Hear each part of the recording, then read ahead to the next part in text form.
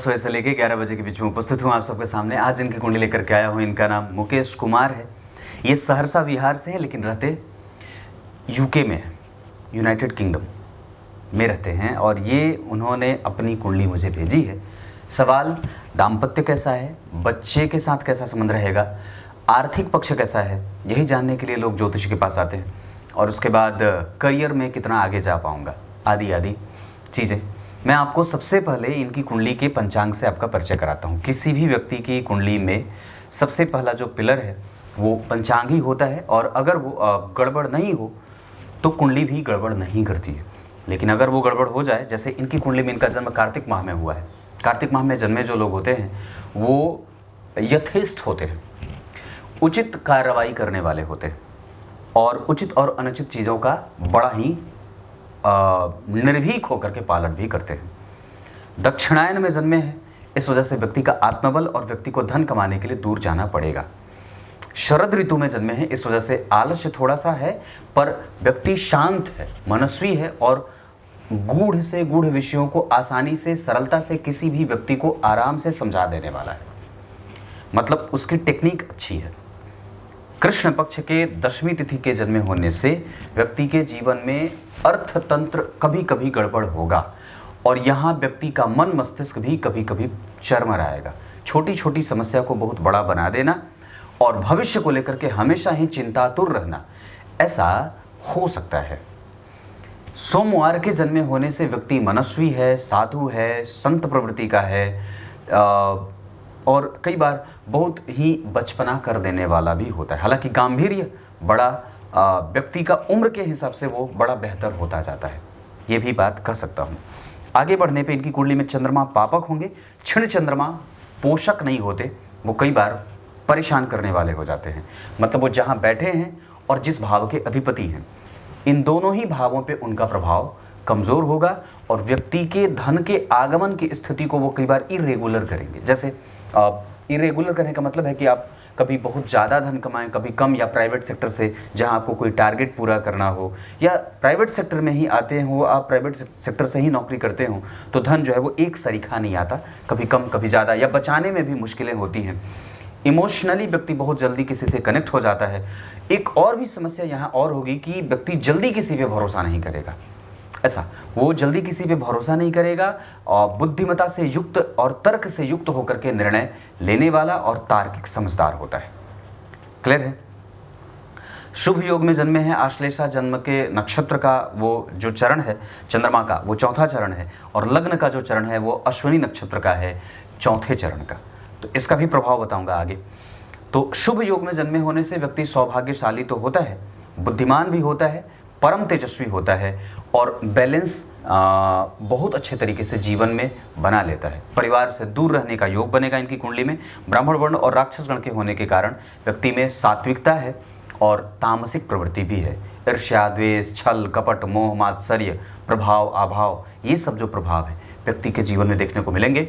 और ब्राह्मण वर्ण के होने के कारण व्यक्ति में सात्विक तत्व की पराकाष्ठा भी होती है। सात्विक तत्व का होता है मतलब शुद्ध है, बहुत ज़्यादा ऊंचा बढ़ करके और ऊंचा बढ़ने के लिए किसी का गला ना काटे, किसी के पीछे जो है वो अपना वक्त बहुत ज़्यादा नुकसान ना करे, आसानी से किसी बात को समझने वाला और समझाने वाला होता है, बुद्धिमान होता है और धर्म का धारण करने वाला धर्म रक्षक होता है। ये इनकी कुंडली के पंचांग में आपने अभी तक सबसे अच्छी बात मैं आपको जो बताऊं, इनकी कुंडली में सबसे अच्छी बात होगी कि व्यक्ति ब्राह्मण वर्ण का है और चंद्रमा इनके कमज़ोर हैं, इस वजह से धन पक्ष थोड़ा कमज़ोर रहेगा। धन कमाने के लिए बेतरतीब इधर उधर भटकना भी पड़ता है। एक बात जो मैं आपको यहाँ बताऊं कि अगर आपकी कुंडली में पंचांग अगर गड़बड़ है, मतलब गड़बड़ कहने का अर्थ है कि वो थोड़ा कमज़ोर बन रहा है, जैसे चंद्रमा की स्थिति अच्छी नहीं बन रही हो पक्ष के हिसाब से, उसके बाद माह वगैरह, जैसे इनकी कुंडली में जो स्थिति बन रही है उसके आधार पर दक्षिणायन में जन्म हुआ है, तो ये दोनों ही चीज़ें कमज़ोर हो जाती हैं, जिसके कारण अब सामान्यतया अगर मुझे मेरे घर पे नौकरी मिल जाए तो इससे अच्छी बात कोई नहीं हो सकती।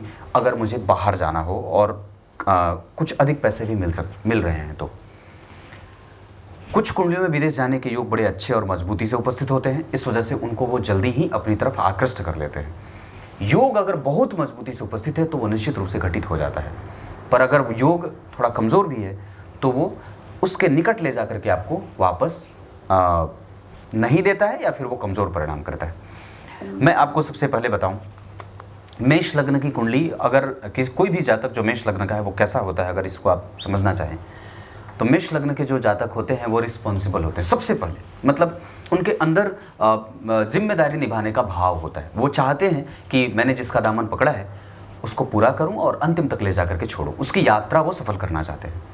जिम्मेदारी समझते हैं, अनुभवी होते हैं और साहस से भरे होते हैं। मंगल से प्रभावित होने के कारण यहाँ एक बात आपको और भी समझने वाली होगी कि लग्न को देख कौन रहा है, क्योंकि उसके अंदर जो नेचर वो व्यक्ति फॉलो करने वाला है या उसके ऊपर जिस नेचर का प्रभाव पड़ने वाला है, जो स्वभाव उसका होने वाला है, लग्न के ऊपर 13 डिग्री के अश्विनी नक्षत्र का नक्षत्र बना है।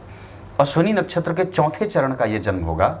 जहां जातक की कुंडली में अश्विनी नक्षत्र के चौथे चरण के जो अधिपति होंगे वो होंगे चंद्रमा। अश्विनी नक्षत्र के चौथे चरण के अधिपति चंद्रमा होते हैं। अश्विनी नक्षत्र केतु का होता है और मंगल की ये राशि बनी है। अब यहां आपको मैं एक बड़ी अच्छी बात बताता हूं। अगर जन्म के नक्षत्र के अधिपति, जैसे जन्म का नक्षत्र क्या है, आश्लेषा, तो ये मूल नक्षत्र के अंतर्गत आ जाएगा। तो ये मूल नक्षत्र के अंतर्गत व्यक्ति का जन्म हुआ, जिसके कारण व्यक्ति के जीवन के आरंभ में समस्याएं बनेंगी। हालांकि व्यक्ति तिकड़मी हो जाएगा आश्लेषा नक्षत्र में जन्मे होने के कारण।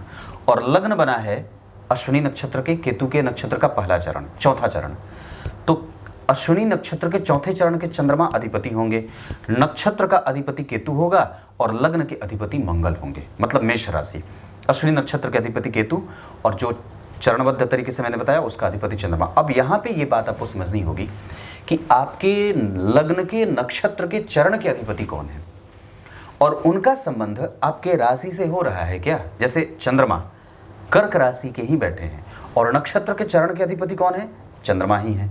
तो इस वजह से व्यक्ति की कुंडली में चंद्रमा अच्छे भाव के अगर अधिपति होंगे तब इस जातक की कुंडली में इस नक्षत्र के चौथे चरण के जो अधिपति चंद्रमा हैं उसकी दशा अच्छी जाएगी। यहाँ अच्छे भाव के अधिपति हैं, सुखेश होते हैं, केंद्र के अधिपति हैं, केंद्र में बैठे हैं, चंद्र मंगल योग लगाए हैं, उस पर किसी पापक ग्रह का कोई प्रभाव नहीं है। आगे ठीक गुरु और शनि जैसे राहु ग्रह बैठे हैं, जहाँ इनके धन से संबंधित समस्या को कई बार वो दिखाने वाले हो सकते हैं, क्योंकि शनि शत्रुग्रही, राहु शत्रुग्रही और गुरु मित्रग्रही, मित्र के घर में बैठे हैं। तात्कालिक मित्रता में भी गुरु सूर्य से तात्कालिक मित्रता में ही जा रहे हैं। गुरु का प्रभाव तो ठीक होगा, सूर्य के साथ साथ शनि और राहु का भी प्रभाव पंचम भाव के लिए खराब नहीं होगा, क्योंकि इस कुंडली के लिए वो दशम भाव के और एकादशवें भाव के अधिपति होकर के कम से कम त्रिकोण में बैठ रहे हैं। तो गुरु और शनि का संयोग व्यक्ति को किसी भी देश के सरकार से उसका लाभ उसको मिल जाता है। और मैं क्या बोल रहा हूं कि मंगल की दशा और केतु की दशा जातक के लिए अच्छी होगी। अब मैं ये किस बेस पे कह रहा हूं कि जातक की कुंडली में मंगल की दशा और केतु की दशा निश्चित रूप से अच्छी जाएगी, क्योंकि लग्न के अधिपति मंगल जन्म कुंडली में भले नीच के हैं, उनका नीच भंग हुआ है और आश्लेषा नक्षत्र में बैठे हैं, जिसका अधिपति बुध जन्म कुंडली में लग्न को देख रहा है। तो दो शुभ ग्रहों का सहयोग लग्न को मिला। लग्न के अधिपति मंगल जहां बैठे हैं वहां से 4 घर आगे 2-2 शुभ ग्रहों का बैठना लग्न को और लग्नेश की स्थिति को बल प्रदान करें। 2 शुभ ग्रह और तीसरा शुभ ग्रह गुरु, एक पापक ग्रह राहु कंफ्यूजन में रखे और व्यक्ति की कुंडली में धार्मिक और जिम्मेदारी से युक्त होने के लिए ये दोनों ग्रहों का प्रभाव भाग्य भाव पे पड़ेगा, जहां व्यक्ति का भाग्य का सुख मिले और कट्टर धार्मिक हो जाता है। लाभ पे पड़े तो थोड़ा कमजोर और लग्न पे पड़े तो व्यक्ति को बहुत ज्यादा धार्मिक और मार्मिक बना देंगे। ये गुरु का और राहु का प्रभाव होगा।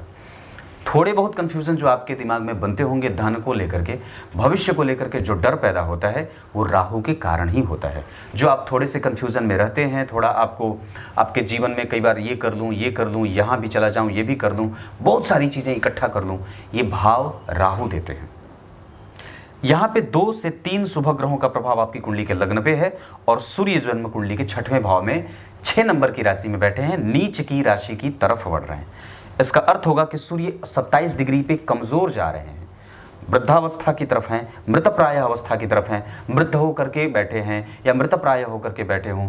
तो ये जो ग्रह होते हैं जब अवस्थागत कमजोर जाने लगते हैं तो स्वास्थ्य जनित समस्या सबसे पहले देते हैं। जिस भाव में बैठे हैं उस भाव को परेशान करते हैं। इसका अर्थ होगा कि व्यक्ति की कुंडली में प्रतियोगिताओं से कई बार हाथ खड़े करते, सरेंडर बोल देने की भूमिका में आ जाता है। साहसी होने के बावजूद कई बार वो खुद पे ही संशय कर लेता है। ऐसा नहीं होना चाहिए।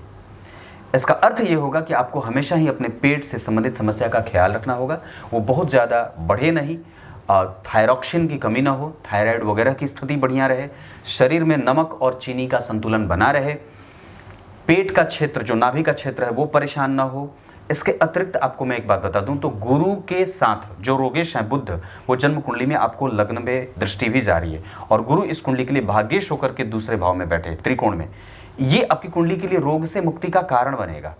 लेकिन रोग भाव के अधिपति लग्न को देख रहे हैं और सप्तमेश के साथ बैठे हैं, तो छठवें और सप्तम शुक्र और बुध ये दोनों एक साथ बैठेंगे, लग्न को देखेंगे तो थोड़े बहुत व्यक्ति के जीवन में रोग की स्थिति भी रहती है। जैसे मैंने जो बताए हैं, जैसे वात पित्त कफ अनकंट्रोल्ड होता है और उसमें भूमिका चंद्रमा के कारण ये ज़्यादा रहेगी, लग्न पे राहु के प्रभाव के कारण ये ज़्यादा रहेगी। कारण क्योंकि चंद्रमा जब कमज़ोर होते हैं, सूर्य जब कमज़ोर भाव में बैठ जाते हैं तो व्यक्ति के इम्यून को कमज़ोर करते हैं, रोग प्रतिरोधक क्षमता की कमज़ोरी लगा देते हैं। क्लियर है? लग्न अश्विनी नक्षत्र का अनुभवी और लग्नेश मंगल आश्लेषा के बहुत ज़्यादा तार्किक और क्रिएटिव ये बनाएंगे। उस पर किसी भी ग्रह का अगर कोई प्रभाव होता तो मंगल अतिरिक्त प्रभावित होते, पर चंद्रमा के साथ बैठे हैं, इस वजह से इन दोनों का प्रभाव व्यक्ति के कर्म स्थान पे पड़ेगा। मंगल की उच्च राशि यहाँ बड़ी है, यहाँ से केंद्र में बैठ करके देख रहे हैं और चंद्रमा के लिए ये राशि सामान्यतया व्यक्ति के जीवन में सभी लोगों को एक साथ लेकर के आगे बढ़ाने के लिए जिम्मेदार बनाएगा। कोई भी बात व्यक्ति किसी को कह दे तो वो लोग उसकी बात मान जाते हैं। वो बहुत ही ज़्यादा सबको कनेक्ट करने वाला होता है और किसी से भी उसके झगड़े के योग बड़े कम बनते हैं। वो अजात शत्रु भी हो सकता है, ऐसा है। 13 डिग्री का लग्न, बलवान, कमज़ोर नहीं, इस वजह से लग्न ठीक है। लग्नेश का चतुर्थ भाव में जाना बहुत अच्छा नहीं माना जाएगा। अगर वहीं मंगल और बुध के अतिरिक्त कोई भी ग्रह होता और लग्न के अतिपति होकर के चतुर्थ भाव में बैठता तो थोड़ी अच्छी स्थिति होती। अगर यहाँ नीच के मंगल बैठे हैं, चंद्रमा यहाँ बैठे तो व्यक्ति जन्म से और जन्मभूमि से जुड़ा होता है। धन कमाने के लिए जो व्यक्ति दूर गया है वो मंगल के कारण गया है। राहु की दृष्टि लग्न पे है, इस वजह से गया है। और चंद्र मंगल योग यहाँ पे बड़ा व्यक्ति के मन को संतुलित करने के साथ साथ चंद्रमा की दशा में कभी कभी उद्विग्नता भी बढ़ेगी, क्योंकि चंद्रमा के ठीक आगे शनि और राहु बैठे हैं। क्लियर है? धन भाव के अधिपति का जन्म कुंडली में सप्तम भाव में जाना, ये सबसे पहले अगर आपकी कुंडली में धन भाव के अधिपति सप्तम भाव में जाते हों, अपने ही राशि के यहाँ शुक्र होंगे, तो मेष लग्न की कुंडली में धनेश अपनी राशि के हो गए, तुला राशि होती है, यहीं बैठे हैं, 11 डिग्री के अच्छे स्थिति में हैं, नक्षत्र राहु का लिया है और वो राहु पंचम में बैठा।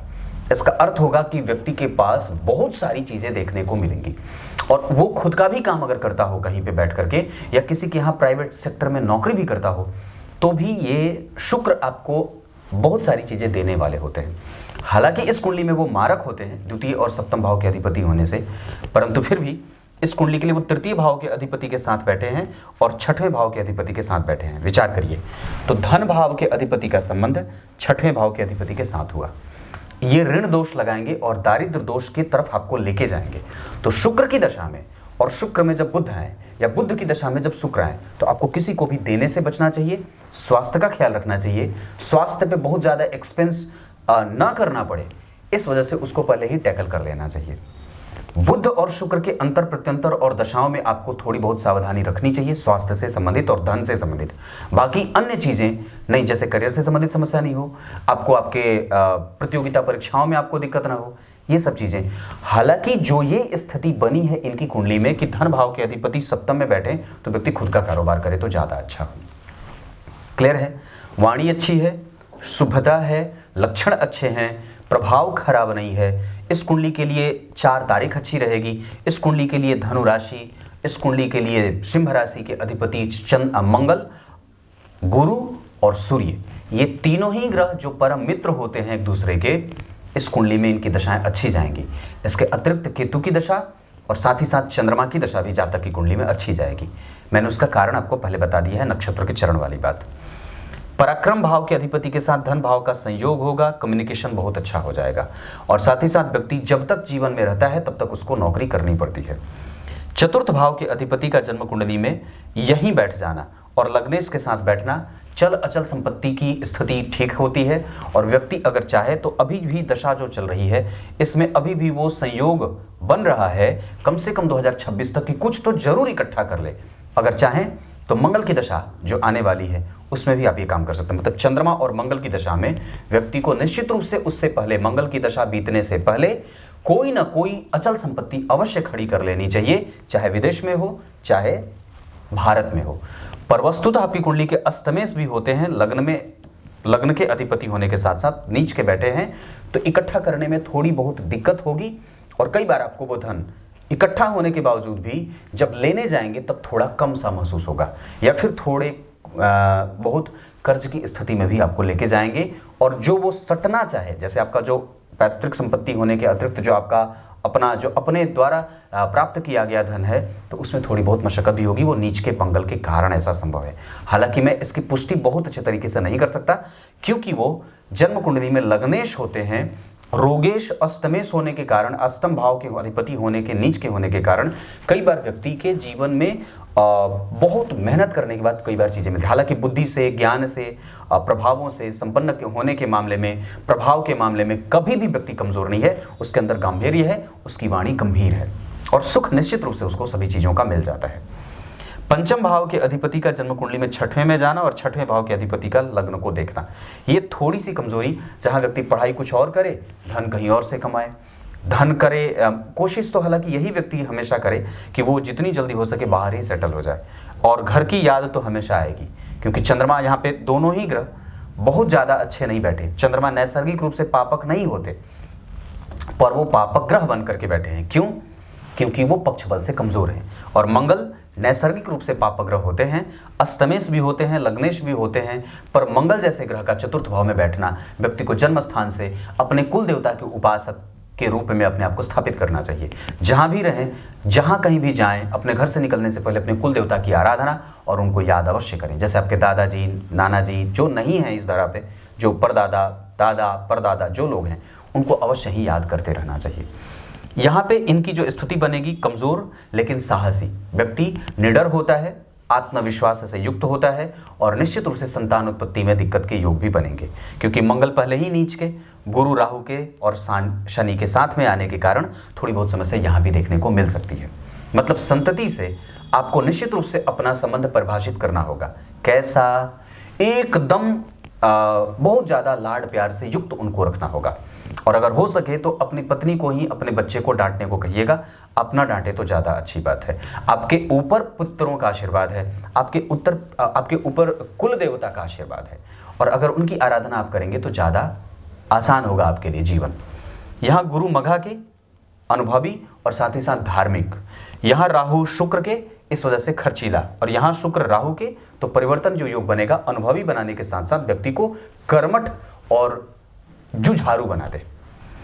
शनि यहाँ पे सूर्य के नक्षत्र में और सूर्य मंगल के नक्षत्र में, इस अवस्था में अगर आप देखें तो शनि का 27 डिग्री पे जाना कर्म क्षेत्र में कभी कभी ऊहापोह की स्थिति भी लेकर के आएंगे, जहां व्यक्ति को कई बार आरंभ में बड़ी मशक्कत करनी पड़ती है और कई दफा उसको अपने जीवन को समझने के लिए वक्त भी देना पड़ता है। रिस्पॉन्सिबिलिटी बड़ी जल्दी आ जाती है, इस वजह से जल्दी ही घर छोड़ना पड़ता है। ऐसा दम कर दे, सरका दे एकदम, ऐसा वाला। छठवें भाव के अधिपति बुध स्वाति के बैठे हैं, व्यय ये देते रहेंगे और भाग दौड़ भी लगी रहेगी। सूर्य की दशा में विशेषतः ये बात होगी, सूर्य ने आपको रास्ता दिया है, सूर्य ने आपको प्रतियोगिताओं से जिताया है, सूर्य ने आपके काम भी बनाए हैं। ये सूर्य आपकी कुंडली में यश, कीर्ति, मान सम्मान और वास्तव में आपको वो फिगर दिया है जिसकी आपको आवश्यकता थी।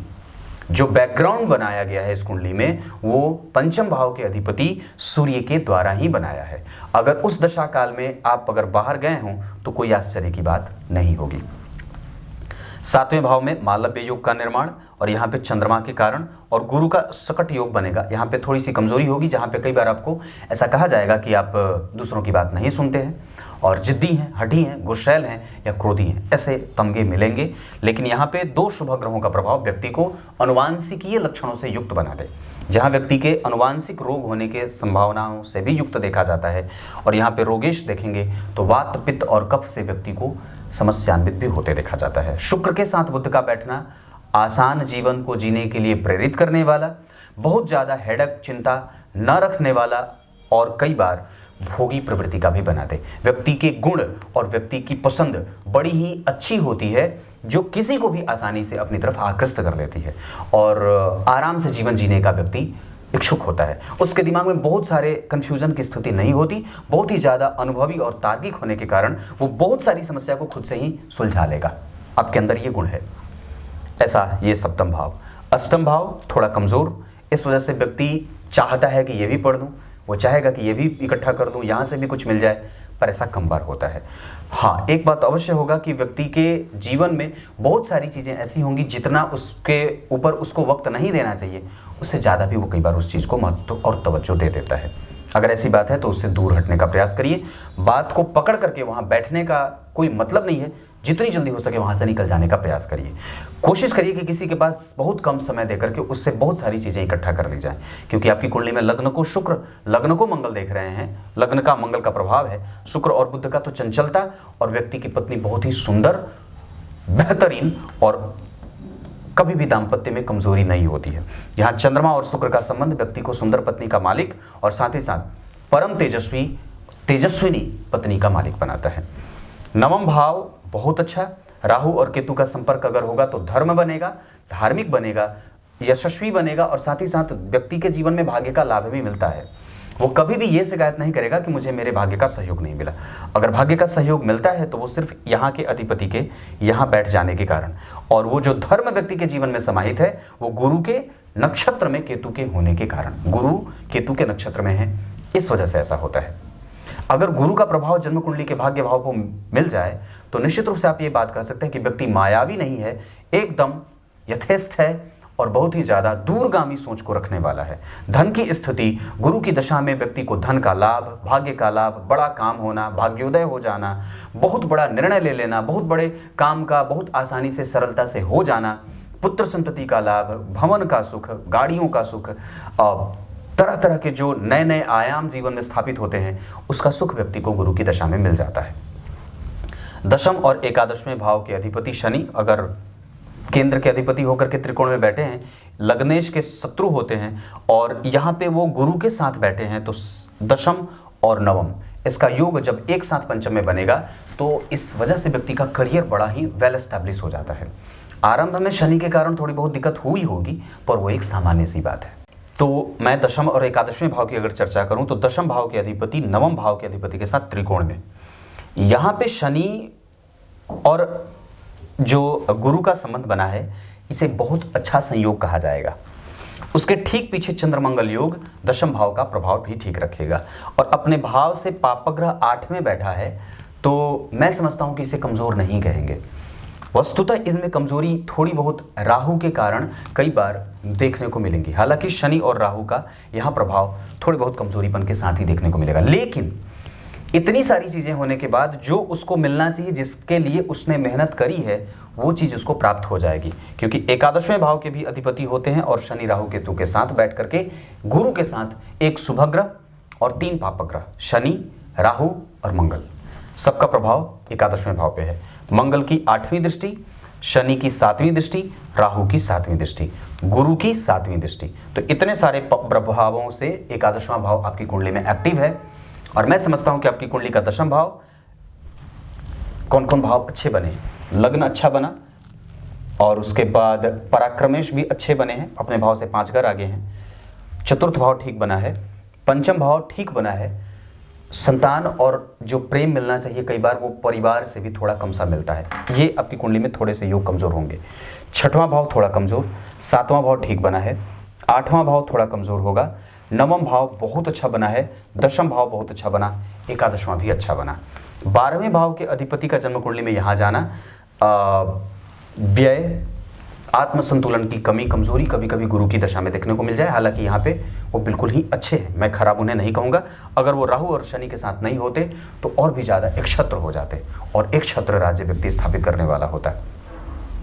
12वें भाव के अधिपति होकर के जब पंचम में बैठेंगे तो संतान से संबंधित समस्या दे सकते हैं, और व्यक्ति को ऋण आदि में जाने के लिए मजबूर नहीं करेंगे। व्यक्ति को ऊपर ऋण ना हो तो ज़्यादा अच्छी बात है, हालांकि वो नहीं होगा। किसी को देने से पहले विचार करना होगा। ऋण वगैरह आप जब दे देंगे तो वो निकालना बड़ा मुश्किल होगा। मेंटल पीस किस तरीके से बढ़ाई जाए, इस पे काम करने की आवश्यकता है। शारीरिक अशुद्धि ना हो, इस वजह से हमेशा ही अपने आप को पवित्र करते रहें। जितना ज़्यादा हो सके सामान्य से सामान्य भोजन पे फोकस बढ़ाएं, साग सब्जियों से युक्त भोजन करें और मांसाहार से बचें, क्योंकि ये कुंडली मेष लग्न की है। धर्म भाव का अधिपति धर्म को देख रहा है, पंचम भाव के अधिपति रोग में जा रहे हैं। इस वजह से संतान के रोग से संबंधित समस्याओं के लिए संतति को निश्चित हुई। पेट से संबंधित आपको भी समस्या हो सकती है। और यहाँ पे जो योग बने हुए हैं इसमें उन लोगों के कई बार व्यवहारिक जगत में, और इन लोगों के जो संततियों के बारे में अगर विचार करूं तो उनके एजुकेशन में कभी कभी गड़बड़ी पैदा हो सकती है। आपके भी शिक्षा में व्यवधान के योग बने हैं। इस वजह से अगर उच्च शिक्षा का योग अगर कभी बना हो, जैसे आपकी कुंडली में मैं देख रहा हूं, तो मन करे तो कहीं ना कहीं से कुछ ना कुछ हमेशा सीखने का प्रयास करिएगा। हालांकि उसमें असफल आप थोड़े से हो सकते हैं। ये आपकी कुंडली है। सूर्य जिस नक्षत्र में बैठे हैं, सूर्य चित्रा के बैठे हैं 27 डिग्री के ढलान की तरफ हैं, मंगल नीच के हैं। इस वजह से अपना इम्यून और अपनी हड्डियों की स्थिति हमेशा चेक करिए। चंद्रमा आपको बुद्धिमान और सरल बना रहे हैं, अनुभवी बनाने के साथ साथ आप में बचपना भी डाल रहे हैं। मंगल आपकी कुंडली में तार्किक, क्रिएटिविटी और संतुलन बनाने के लिए जिम्मेदार हैं। हालांकि वो कई बार आपके मन को असंतुलन भी करेंगे और संतुलन में लेके जाएंगे, क्योंकि चतुर्थ स्थान में मंगल का बैठना मानसिक अव्यवस्था का शिकार बना देता है। पंचम भाव मंगल के बाद बुध आपकी कुंडली में समझदार, तार्किक और दिमाग का बिल्कुल शातिर, जिसपे दो पक्ष जीवन में देखने को मिल सकते हैं। एक पक्ष बहुत अच्छा जो सामने सबके लिए, और एक पक्ष बहुत बुरा जो उसके अंदर विद्यमान है। अगर ये चीज़ नहीं है तो ठीक है, अगर ये है तो निश्चित रूप से इस पर नियंत्रण की आवश्यकता होगी। एक ही स्पष्ट हो जाए और व्यक्ति इन सभी चीज़ों से मुक्त होकर के विचार करने वाला हो जाए।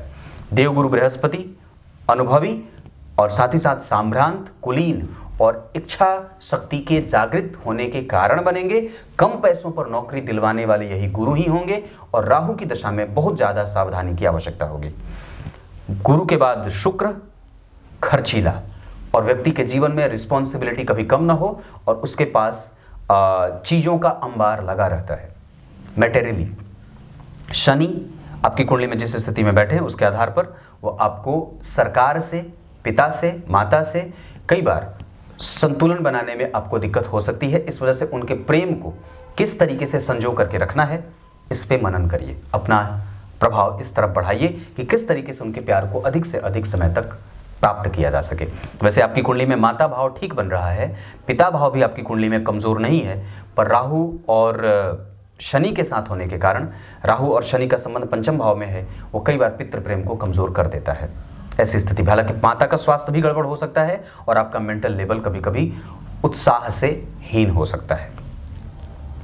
राहु बहुत अच्छे बैठे हैं, और मैं समझता हूं कि वो ठीक है, और वो आपके जीवन में कई बार धर्म के अतिरेक होने की स्थिति को भी दिखाएंगे और तार्किक क्षमता बढ़ाएंगे। ये आपकी कुंडली में राहु केतु बहुत जगह से धन कमाएं, और व्यक्ति को छोटे छोटे पलों में ही बहुत सारा अनुभव इकट्ठा करने वाला बना देते हैं। कम पैसों पर भी कई बार नौकरी करनी पड़े तो कर लीजिएगा, उसे झिझक मत रखिएगा। ये आपकी कुंडली का लग्न है। अब बाकी की चीज़ें मैं आपको आज शाम के कार्यक्रम में ही बता दूंगा। तब तक के लिए ये कुंडली का पहला हिस्सा है, इसमें और भी चीज़ें मैं आपको बता दूं। तो इस कुंडली के लिए मंगलवार का दिन अच्छा रहे और गुरुवार का दिन अच्छा रहे, रविवार का दिन भी अच्छा रह सकता है। 4 तारीख अच्छी रहेगी। इस कुंडली के लिए नक्षत्र स्वाति, उत्तरा भाद्रपद, उत्तरा फाल्गुनी, उसके बाद मृगशिरा, रेवती और पुनर्वसु, ये सब नक्षत्र आपके लिए बहुत अच्छे हैं। दाम्पत्य कैसा है, नवांश कैसा है, दशमांश कैसा है, उसके साथ आपकी कुंडली का संतुलन कैसा बन रहा है, ये भी शाम के कार्यक्रम में आपको मिल जाएगा। इस कुंडली के लिए दिशा अगर धन कमाने के लिए हो तो उत्तर नहीं, दक्षिण और पूर्व, आग्नेय कोण बहुत अच्छा रहे। इसके अतिरिक्त आपकी कुंडली में पूर्व दिशा भी बहुत अच्छी रहेगी, मतलब 3 दिशाएं आपके लिए अच्छी हैं। ये बात मैंने आपको इतनी सारी बताई। कुछ इसी तरीके से आज के कार्यक्रम का समापन करते हैं। तब तक के लिए इजाज़त दीजिए। कल एक बार फिर से उपस्थित होंगे आप सबके सामने। तब तक के लिए बहुत बहुत नमस्कार।